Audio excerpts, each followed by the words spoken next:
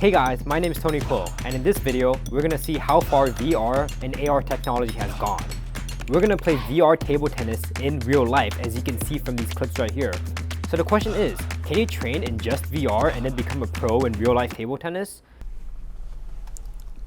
Well, I guess there's only one way to find out.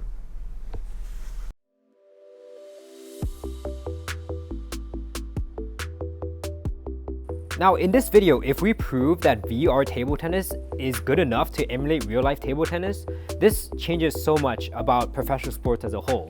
Think about it. A lot of people want to do professional sports, but they don't have the time, they don't have the facilities, they don't have the money, they can't buy the equipment, and they don't have the space in their house. Imagine if you didn't even need to pay for coaches. You can just pay for a $300 dinky little headset and then go to the Olympics. That would be pretty amazing, right? So, I've always wanted to be a professional table tennis player.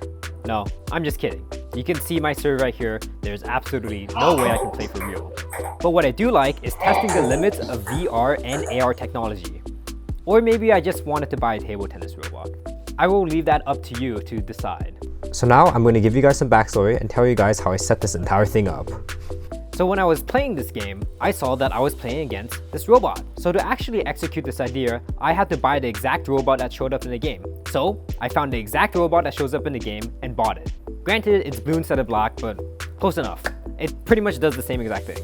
Unfortunately, unlike the video game robot, this robot can't fly in midair, it can't do crazy side spin, and it can't move around by itself. But good enough for the purposes of this video. So that was the first problem solved. We figured that out. But then we ran into another problem. How do I attach the VR controller to my paddle? My first idea was to first attach it to my hand. The reason why I did this is because the center of gravity is closer to my wrist, meaning that it won't feel too heavy or off balance. But that doesn't work because every time I twist the paddle slightly in my hand, the controller won't recognize it, meaning that the balls will be inaccurate. So to solve this issue, I decided to solve it with the most logical way possible. I decided to make a hexagon paddle, just for fun, in my wood shop. So after I finished this marvelous piece of engineering, we still had one issue. How do you connect the controller? Well, duct tape, or Velcro. I just used Velcro. And so, my training began. I'm going to reset this thing that I said before. I don't know, just reading the table in real life and in the game, it's crazy. Yeah. I already said that, but I didn't record that the last time I said it. So, this is the first time I ever tried playing virtual reality table tennis in real life. It's the moment of truth.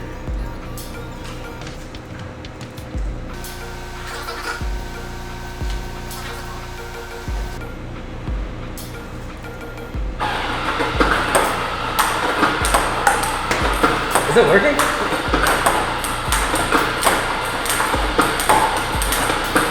It's not working. I can tell.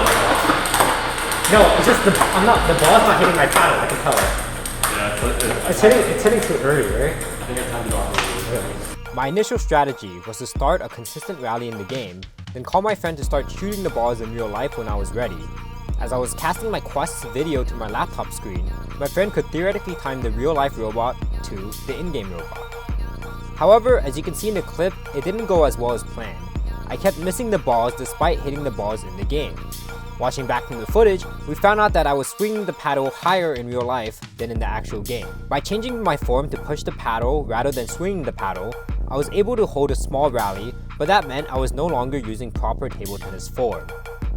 Also, if you were wondering why it was so difficult to time the in-game robot to the real-life robot, here's an interesting observation that my friend made. Interesting. Also, the problem with the remote is when I press it, there's like delay. Not just because when I press the button, sometimes it doesn't register. Also because the balls take time to get in the machine. Yeah. Got it. Whew. Keeping this in mind, we decided to make some changes for attempt number 2. We used duct tape on the real-life table to mark where the balls will land from the robot. This meant that I was able to put my hand on the table in the virtual world and feel where the ball was supposed to land, so I could calibrate the robot properly. I also used the in-game red line that showed the ball arc to try to align where the paddle was supposed to hit. With all of these new techniques, our second attempt was actually more successful.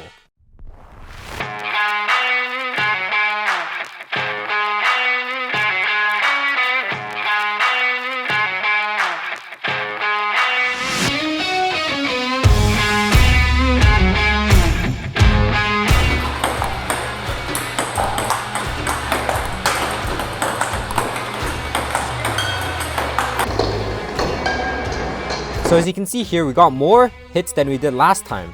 Sure, they weren't ideal table tennis form and they weren't my most powerful swings, but I was surprised we were able to hit the ball a consistent number of times. Although I wasn't able to get the results I expected, I still think that this was quite a fun experience. At least for the people walking by, I'm sure they were amused by watching some weird kid trying to play a real life sport while in a VR headset. Another idea, if you guys want to watch a video where we compare beer pong in real life versus beer pong with VR, because there's a mode where you can do that, let us know. Now this is all well and good. We can leave this video open-ended and say, yes, it's technically possible to play VR table tennis in real life, but the issue is it's so hard to time the ball and the ball in the game at the same time. It's kind of unreliable for practice and it's kind of overkill. There's no real point really. But maybe if the 11 table tennis developers decided to implement a mode where it uses the Oculus tracking camera to track the ball, maybe this could be more possible. This could actually be pretty fun to do. In the meanwhile though, we have another video idea coming up really related to this. So instead of playing against a robot, we feel like it could be more successful to have two players on both sides of the table, both in their VR headset, connected to the internet. So they're in the same match as each other. They're playing in the VR game as a match, but they also have a ball with real life. In this case, we wouldn't have to worry about the timing of the ball or what spin the ball is going at, because theoretically it should be the same in the game as in real life, right? To pull this off though, we would need to buy another Oculus, which we would be glad to do if people are wanting for this type of content. So let us know in the comments if you want to see part 2. I really hope I'll be able to make a part 2. That would be super cool. Imagine like you go both playing VR table tennis in real life. That would be, it's kind of overkill and it's kind of stupid, but hey, if it actually works legitimately, that just proves how good the 11 table tennis game engine is. I personally feel like it has some way to go, but there's only one way to find out, right? So yeah, thank you guys so much for watching that video. I hope that you enjoyed it. And if you guys are interested in this type of content, make sure to leave a comment and like this video and subscribe to let us know if you want to see us train a complete beginner to a professional table tennis all in VR, or even see if that's possible. And we can even do another video where we have a two-player game instead of a player versus a robot, and we can both be playing VR. And that will truly test the limits of the 11 table tennis engine.